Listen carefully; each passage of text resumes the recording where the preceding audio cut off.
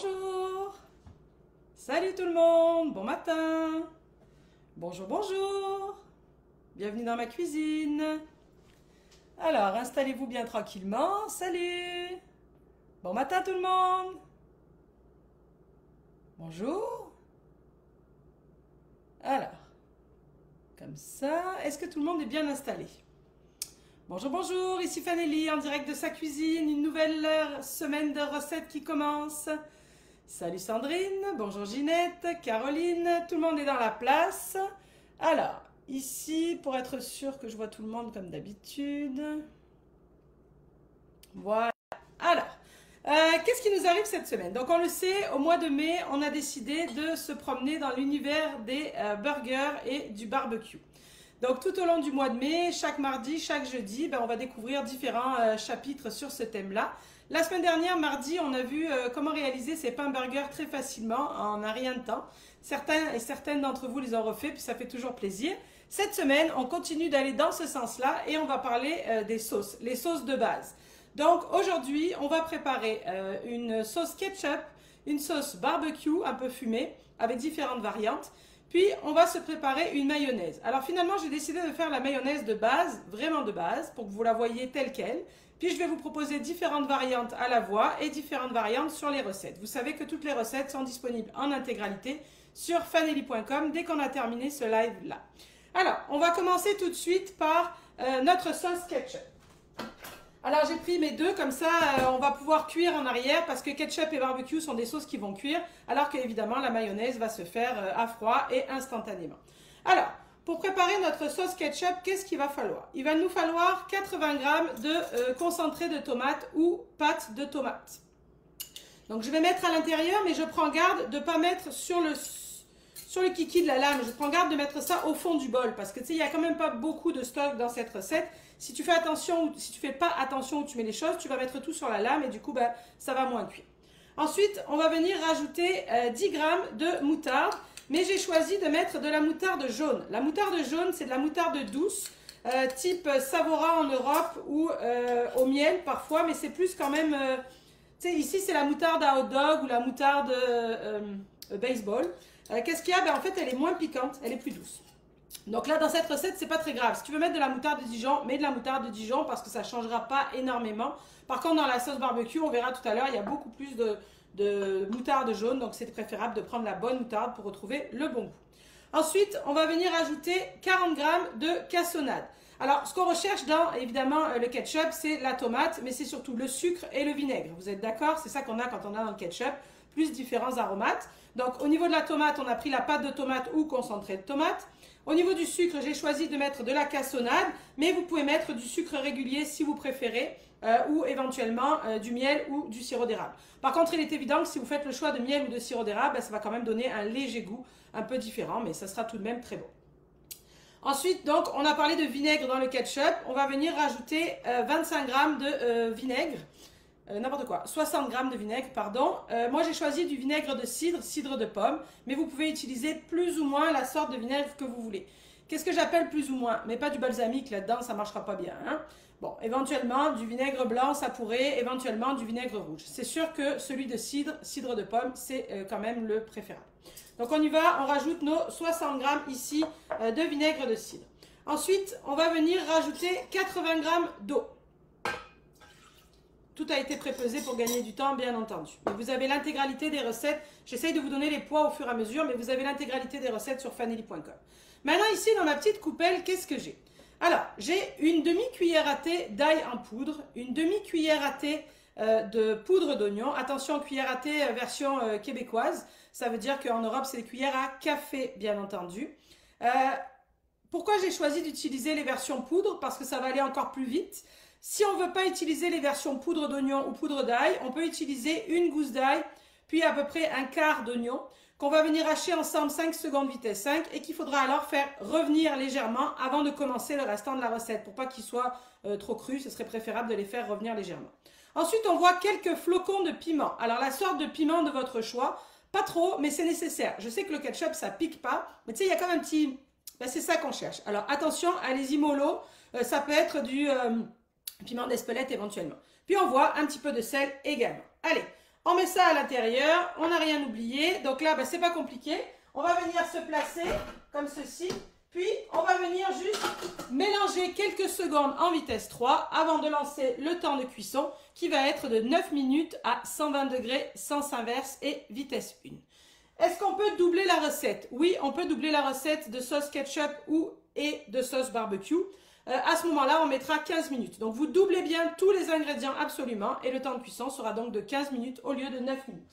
Alors, on y va. Donc là, je place mon couvercle, je place mon gobelet. Quelques secondes en vitesse 3, juste pour mélanger les ingrédients ensemble. Pas trop fort pour pas qu'ils soient projetés sur les parois non plus. Puis là, on est parti pour 9 minutes. Température 120 et vitesse 1. Alors, je retire le gobelet et je mets à la place le panier cuisson. Si vous avez le disque anti-projection, vous pouvez mettre le couvercle anti-projection, vous mettez le couvercle anti-projection. En fait, il faut comprendre ce qu'on est en train de faire. On est en train de préparer une sauce avec quand même des ingrédients assez épais, mais on a rajouté un peu d'eau pour diluer tout le monde ensemble et pour avoir quelque chose de plus onctueux. Mais ce qu'on veut, c'est que ça réduise, c'est que ça épaississe. On ne veut pas que ça soit trop liquide. Si tu laisses le gobelet, tu vas créer de l'humidité à l'intérieur et ça va faire une sauce un peu trop liquide. Donc on enlève. Mais comme au bout d'un moment, ça va bouillir, même si on n'a pas énormément de stock à l'intérieur, pour éviter les projections partout dans la cuisine, on met son panier cuisson ou son disque anti-projection, son couvercle anti-projection. Est-ce que ça va tout le monde? Alors, je suis capable à peu près de voir vos questions. Si vous en avez, n'hésitez pas à les écrire en direct. J'essaie d'y répondre le plus possible quand je les vois au fur et à mesure. Sinon, ne vous inquiétez pas, j'y réponds dès que j'ai terminé et ramassé toutes mes affaires. Ça va? Pas compliqué pour la sauce ketchup? Est-ce qu'il y a d'autres variantes à proposer? Ben non, on l'a dit, hein, les principaux ingrédients sont là. Alors, maintenant, on va attaquer de ce côté-là la mayonnaise. Comme je vous ai dit, je vous propose une mayonnaise complètement basique. Je vois quelqu'un qui dit, j'ai pas le 120. À ce moment-là, vous mettez le 100 degrés. Ou si vous avez le 31, vous mettez Varoma. Ça fera la même affaire. Seulement si vous avez le 31. Est-ce que je peux faire ma propre pâte de tomate? Ben oui, bien entendu. Même sur www.fanelli.com, vous avez une recette de pâte de tomate. Oui, vous pouvez. Il n'y a pas de problème. C'est sûr que vous comprenez que la pâte de tomate ou le concentré de tomate du commerce a une texture assez épaisse, assez dense, assez sèche. Il faut que la vôtre ait la même texture. Si la vôtre est un petit peu plus humide, un petit peu plus mouillée, qu'est-ce qu'il faudra faire? Soit diminuer un peu la quantité d'eau dans la recette de ketchup, soit rallonger de quelques minutes le temps de cuisson. C'est pas plus compliqué que ça. Ça va? Ok. Alors on y va. Maintenant on attaque pour la mayonnaise. Je vous ai dit, je vous propose la recette basique de mayonnaise, mais on va parler de différentes variantes. Quels sont les ingrédients principaux d'une mayonnaise? Peu importe comment on l'a fait ou avec quoi on l'a fait. Les ingrédients principaux, ce sont des œufs, donc des jaunes d'œufs ici, donc 2 jaunes d'œufs, de la moutarde, cette fois-ci de la moutarde de Dijon, et de l'huile, du sel, du poivre. C'est ça le basique, d'accord? Je vous reviendrai pour les temps de conservation, ne vous inquiétez pas. En fait, quand on crée une mayonnaise, c'est une réaction chimique qui se produit. Et la réaction chimique, elle va se faire entre la moutarde de Dijon, son acidité, son vinaigre, son piquant, les jaunes d'œufs et l'émulsion qui va ensuite être faite avec l'huile. Donc, si on a ces ingrédients de la bonne quantité et de la bonne façon, il n'y a aucune raison que ça ne fonctionne pas, peu importe la façon dont on va la faire. Alors, donc, je commence par mettre à l'intérieur du bol 60 g de moutarde. Donc là, c'est important, de la bonne moutarde de Dijon. Si vous n'aimez pas la moutarde, je vous invite tout de même à mettre la moutarde et à mettre la même quantité qui est de 60 g parce que ça ne sentira pas, ça ne goûtera pas la moutarde. Mais si tu diminues les quantités de moutarde ou de jaune d'œuf, ça risque de moins bien fonctionner. Ici, donc, je rajoute 2 jaunes avec ma moutarde. Je vais bien entendu venir placer mon fouet comme ceci à l'intérieur très facilement. Ensuite, on va venir ajouter une petite quantité, donc un 15-20 g d'acide. Quand je dis acide, ça peut être l'acide de ton choix. Ça peut être un jus de citron, par exemple si tu fais une mayonnaise au citron. Ça peut être, ici j'ai choisi du vinaigre de cidre, mais ça peut être une autre sorte de vinaigre. Le vinaigre de vin rouge aussi pourrait être intéressant. D'accord? Je vais vous parler de chaque ingrédient séparé. Je vois des questions sur l'huile rentrée. La moutarde, on a compris que c'était important, la Dijon. Les jaunes d'œufs, j'en ai mis 2. Évidemment que chacun a sa façon de faire la mayonnaise. Il y en a qui mettent l'œuf entier, il y en a qui vont mettre un seul jaune. Faites comme vous avez le goût. Moi, je vous propose ma version. Mais bien entendu, si vous avez déjà la vôtre qui fonctionne, conservez-la. Le vinaigre, je vous l'ai dit, en fait, c'est de l'acidité. Donc, ça peut être remplacé par une autre sorte d'acidité, comme du citron ou une autre sorte de vinaigre. Est-ce que ça va jusqu'ici? Un point qui est très important quand on fait de la mayonnaise, peu importe de quelle façon et que souvent les gens oublient, c'est le sel et poivre en quantité. Mais surtout, il faut le mettre à ce moment-là. Et j'évite de le mettre sur les jaunes parce que le sel direct pendant que je parle pourrait cuire le jaune. Pourquoi je dis à ce moment-là? Parce que si tu assaisonnes ta mayonnaise une fois qu'elle est montée, à cause de la matière grasse de l'huile, le sel ne pourra pas se dissoudre. Tu vas te retrouver avec une mayonnaise qui a des petites taches blanches sur le dessus et qui ne sera pas salée en bouche. Donc c'est très important de saler à cette étape. D'accord? Donc là, on a nos 2 jaunes, on a notre petit 15-20 g de vinaigre, on a notre 60 g de moutarde de Dijon et notre sel et poivre. Là, ce qu'on va faire avant tout, c'est qu'on va juste venir mélanger quelques secondes en vitesse 3, à peine, juste pour homogénéiser nos affaires, là, pour que ça parte sur de bonnes bases.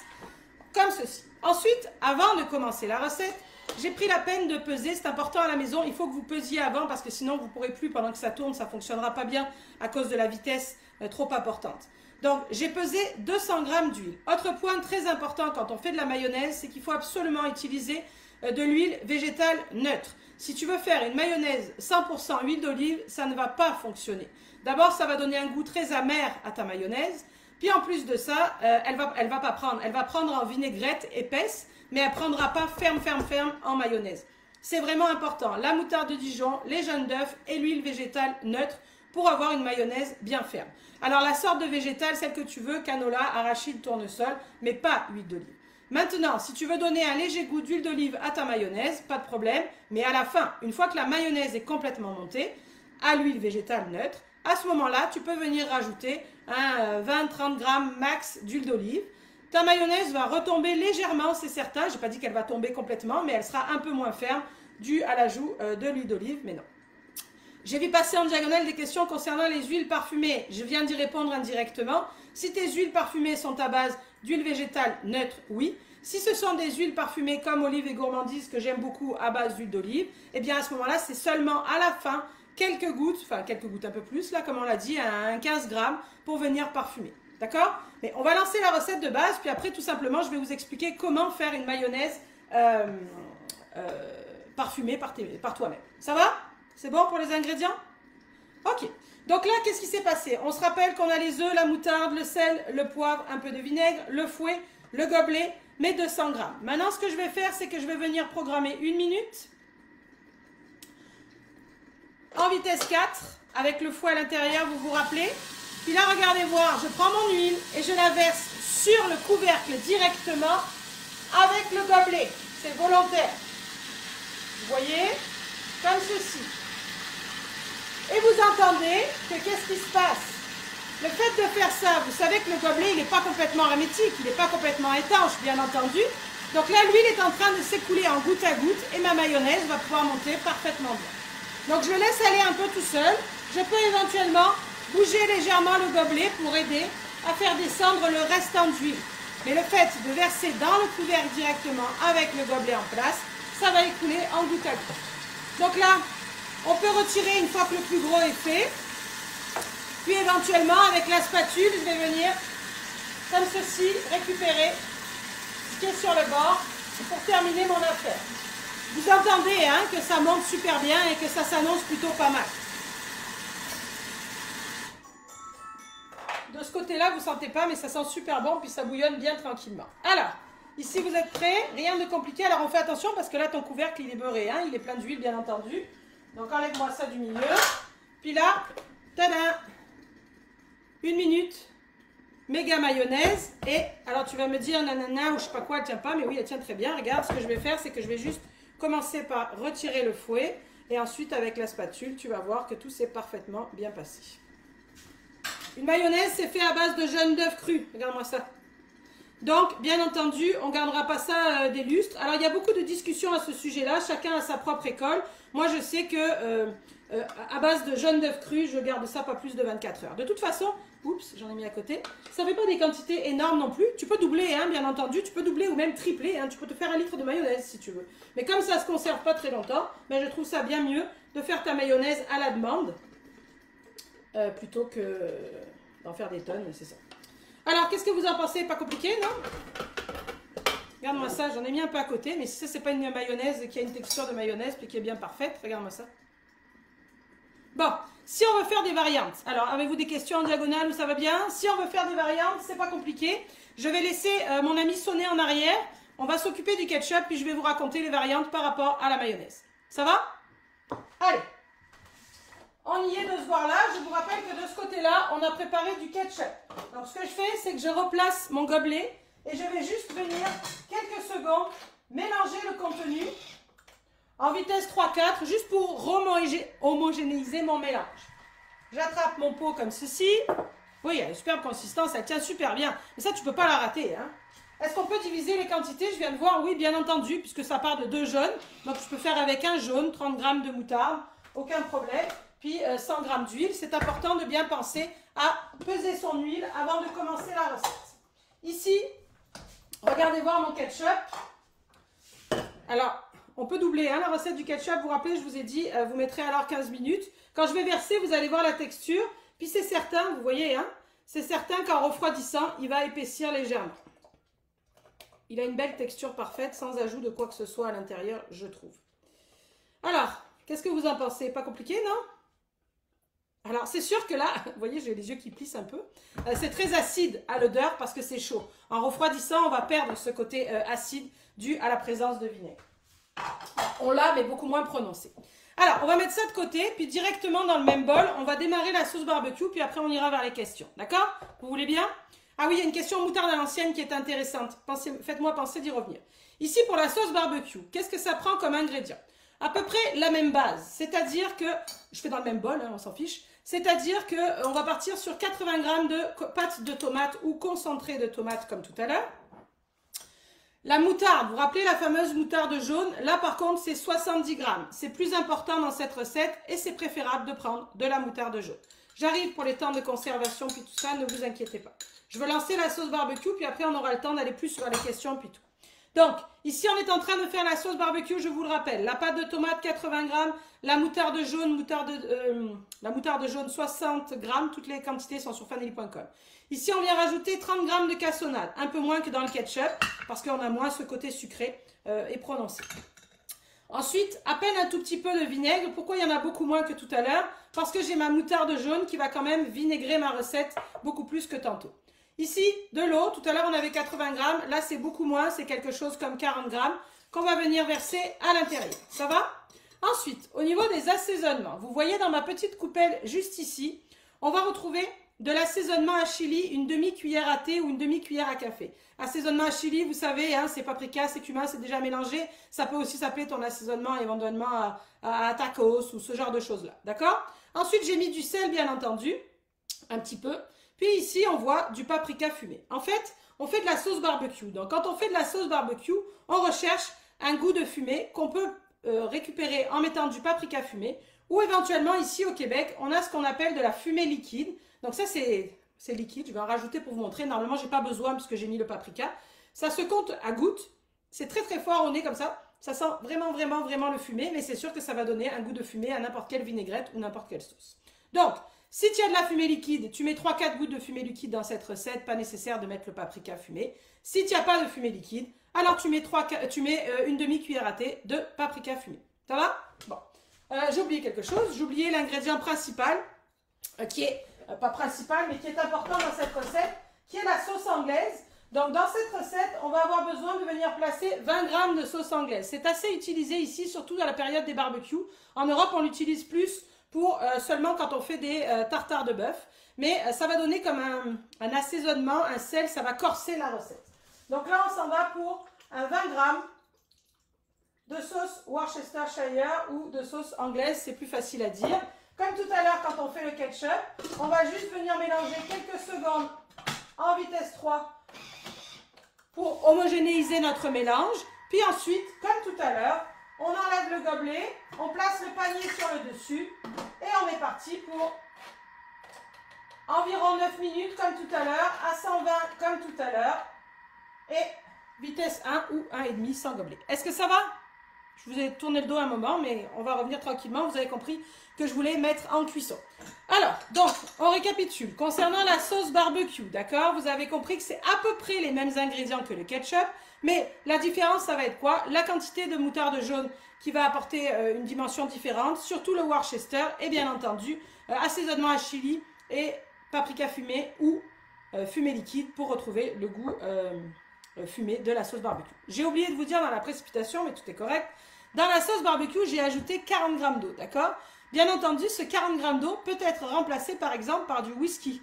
À ce moment-là, ça vous fera une sauce barbecue au whisky. Sauce barbecue whisky, c'est assez courant ici pour venir laquer des côtes levées ou des travers de porc. Ça peut être intéressant ou simplement pour mettre dans son burger ou tremper, peu importe, ses grillades à l'intérieur.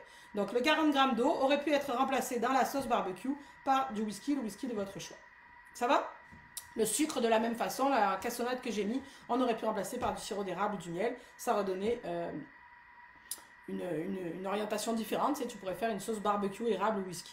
Est-ce que ça va? Alors, oui, c'est ça, on peut mariner effectivement les côtes. Donc, pour récapituler, barbecue et ketchup, on peut doubler, tripler la recette sans aucun problème. D'accord? On va revenir sur la mayo. Barbecue ketchup, doubler, tripler la recette sans aucun problème. Si tu doubles, c'est 15 minutes. Si tu triples, ça sera environ 20 minutes. Mais sinon, les étapes sont les mêmes. D'accord? Conservation du ketchup et de la sauce barbecue, c'est toujours pareil. Si tu fais dans les petits pots à taille, puis que tu les refermes directement 1 mois avant ouverture au frigo sans aucun problème, ça pourrait se congeler aussi éventuellement. Sinon, une fois que c'est ouvert, jusqu'à à peu près 15 jours, 3 semaines, ça va se garder parce qu'entre le vinaigre et le sucre, il n'y a aucun ingrédient qui craint là-dedans. D'accord? Mais je trouve que sérieusement, ça va tellement vite à faire que je ne vois pas vraiment l'intérêt d'en faire des tonnes d'avance. Mais chacun fait bien comme il veut. Concernant la mayonnaise, je viens de voir, donc la mayonnaise, je vous ai dit, c'est... je vous recommande 24 heures de conservation due à la présence des jaunes d'œufs. Mais vous faites comme vous voulez. Quelqu'un m'a dit, si je mets les blancs, est-ce que ça va plus se conserver? Ça ne changera rien, ton œuf, il sera cru pareil. Donc, je ne pense pas. Mais après, comme je vous dis, les histoires d'œufs crus dans les recettes, ça soulève tout un tas de discussions et tout le monde a un peu son avis. Donc, faites comme vous le sentez. Encore une fois, moi, je trouve qu'il vaut mieux en faire un peu. Puis, il y en a quand même pas mal, là, mais j'aurais pu diviser la recette en deux pour en faire à la demande en fonction de ce qu'on veut. Ce qui est intéressant avec cette mayonnaise de base, pour en revenir à ça, c'est que tu peux, dans un premier temps, la customiser de différentes façons, rien qu'en partant de la base. C'est-à-dire que tu peux faire une quantité comme ça, puis après venir y rajouter des choses pour avoir, avec un même pot, mettons une sauce au curry, une sauce cocktail, puis une sauce peu importe quoi. Qu'est-ce qu'il va falloir faire? Tu prends ta sauce de base, dans les petits pots, tu mélanges un peu de curry avec, puis tu as la nature d'un côté, la curry de l'autre. Sauce cocktail, tu rajoutes un peu de ton ketchup maison, quand il est froid bien entendu, ou éventuellement ta sauce barbecue, puis tu as comme une palette de mayonnaise différentes en partant d'une seule base. Ça va? Maintenant, tu peux aussi parfumer tes mayonnaises dès le départ. Qu'est-ce que ça veut dire? Ça veut dire que, en fait, ces ingrédients qu'on a utilisés aujourd'hui, c'est la base, ils sont indétrônables, il faut absolument qu'ils soient présents. Mais rien ne t'empêche, avant de commencer la recette, de mettre des choses pour parfumer. Par exemple, avant de commencer la mayonnaise, dans le bol, j'aurais pu mettre une gousse d'ail, puis une poignée de feuilles de basilic, hacher 5 secondes vitesse 5, les laisser à l'intérieur, placer mon fouet, mon œuf, ma moutarde et monter avec mon huile de la même façon qu'on a fait, puis j'aurai une mayonnaise ail basilic. Si j'avais le goût de la faire curry, par exemple, curry coriandre coco, tiens, curry coriandre coco. Avant de commencer ma recette, je mets du curry en poudre ou même de la pâte de curry, je mets de la coriandre fraîche, je mets quelques flocons de coco, je hache tout ça ensemble 5 secondes vitesse 5 et je commence ma recette de mayonnaise normale. Le fouet, l'œuf, l'acide, la moutarde et je monte à l'huile. Et j'ai une mayonnaise coco curry coriandre. Ça va? Plus simplement, la mayonnaise au citron. C'est tellement bon la mayonnaise au citron. Avec des crevettes, avec du saumon. C'est super bon l'été. On commence par éplucher son citron avec un économe. D'accord? À ce moment-là, on récupère que les zestes du citron qu'on a bien entendu préalablement lavé. On les met à l'intérieur du bol. On les pulvérise 10 secondes vitesse 10. Ensuite, on commence sa mayonnaise, sauf que le vinaigre dont j'ai parlé tantôt, là, ce sera le jus du citron. Et le restant est tout pareil, tu as une mayonnaise au citron. Ça veut dire que tu peux faire une mayonnaise à l'orange, orange coriandre, ça pourrait être intéressant. Quelqu'un vient de voir un message en disant aioli, bien sûr qu'on peut faire l'aioli. J'ai l'intention d'ailleurs cet été de vous proposer le vrai plat. Là, on va faire une semaine cuisine provençale, puis on fera le vrai aioli au complet qui est un plat. Ici, on pense que ça n'est qu'une sauce, mais c'est un plat complet. Pour faire de l'aioli, au démarrage, gousse d'ail, tu haches, puis tu démarres ta recette. Puis là, l'aioli, on terminera avec un trait d'huile d'olive, comme on l'a vu précédemment, pour donner un petit goût d'huile d'olive à notre sauce aioli. Avez-vous d'autres idées? Mais vous comprenez que c'est pour parfumer ta mayonnaise, c'est infini. Ail, persil, bien entendu, herbes de Provence. Ce qui est vraiment important, c'est la base ici, la quantité de moutarde, la quantité d'œufs, etc. Alors, en attendant que notre sauce barbecue termine, ça ne sera pas long. Qu'est-ce que j'ai à vous dire? Si vous avez des questions, c'est le temps. Si j'ai oublié de vous parler de conservation ou quoi. Jeudi, dans notre live VIP, on va faire un burger au complet. On va faire le burger Al Capone. C'est toute l'Italie dans un burger. On va faire des petits pains aux olives dans lequel on va mettre la sauce. Ça va être un pesto roquette et pistache, une boulette de veau basilic avec de la mozzarella fraîche, des tomates, de la roquette. C'est notre burger au complet de jeudi Club VIP. Si vous souhaitez rejoindre le Club VIP, vous savez, il suffit de souscrire un abonnement sur fanelli.com, abonnement. Vous nous rejoignez, puis là, vous profitez de tous les avantages du Club VIP, toutes les recettes supplémentaires. Quelqu'un vient de demander, ah oui, moutarde à l'ancienne. Quelqu'un vient de demander la sauce Worcester, où est-ce que ça se trouve? Ça se trouve au rayon des sauces, où il y a la mayonnaise, où il y a le ketchup, justement, où il y a ce genre d'assaisonnement. Si on veut faire une moutarde à l'ancienne, je vous invite à faire moitié-moitié. Ne mettez pas que de la moutarde à l'ancienne parce que je trouve que la mayonnaise va moins se tenir parce que la moutarde à l'ancienne, la moutarde en grain est un peu moins forte que la moutarde régulière.